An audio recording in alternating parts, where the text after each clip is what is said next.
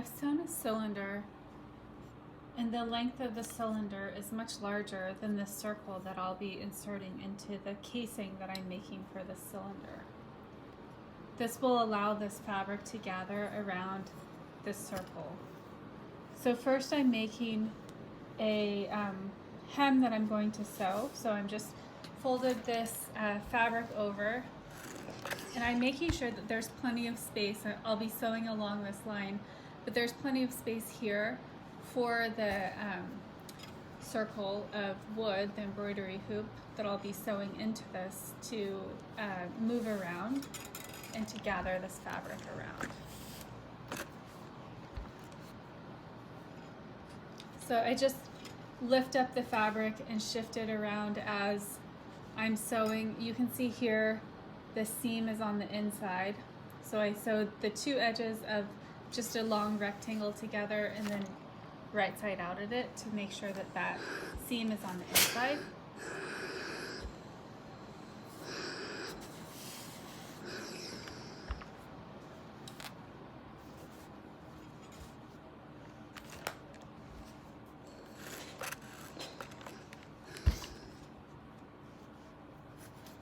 Now I'm sewing this embroidery hoop into the seam.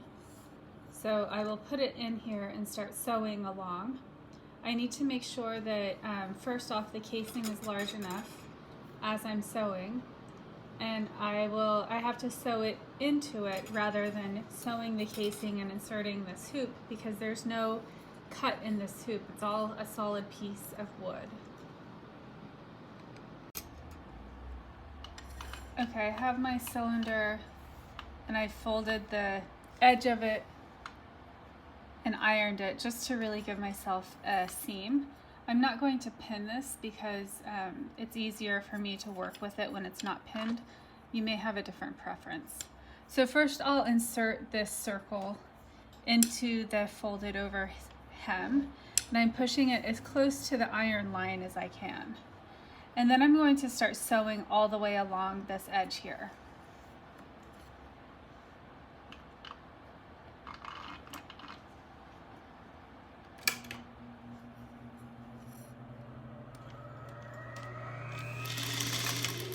So as I'm sewing, I'll have to start pushing the fabric down to sew and start moving this embroidery hoop along as I sew.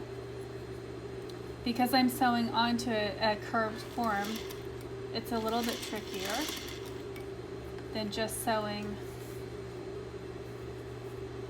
onto a flat surface.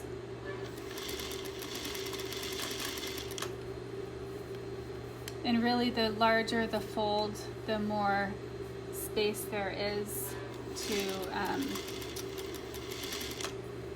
move the fabric around the embroidery hoop, so it's a little bit easier to sew the further away the seam is from where the embroidery hoop hits into the fabric.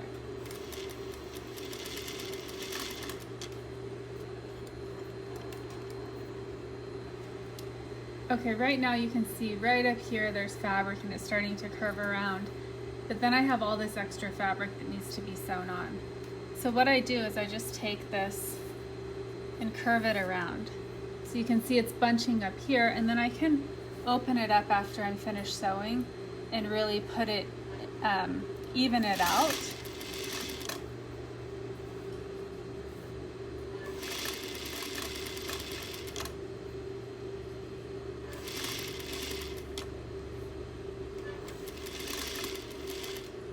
And when I stop to start shifting the fabric, you can see it's happening again here. I just have this much left to sew. I make sure the needle is down into the fabric.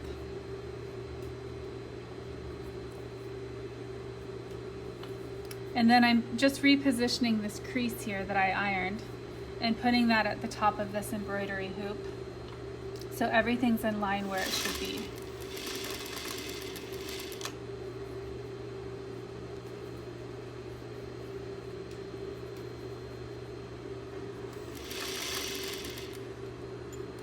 My needle is down, I'll shift this fabric around, and now you can see it's nice and taut. around this part, and this is the part that I have left to sew.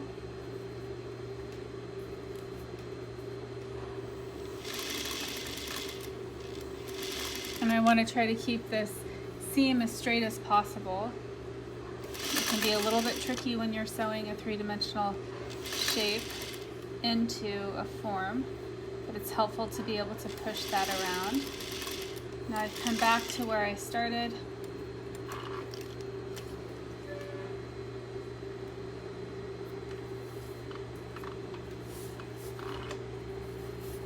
So now I have this form here. The circle is sewn into this fabric, and you can see it's starting to pucker. So it's puckering at the top.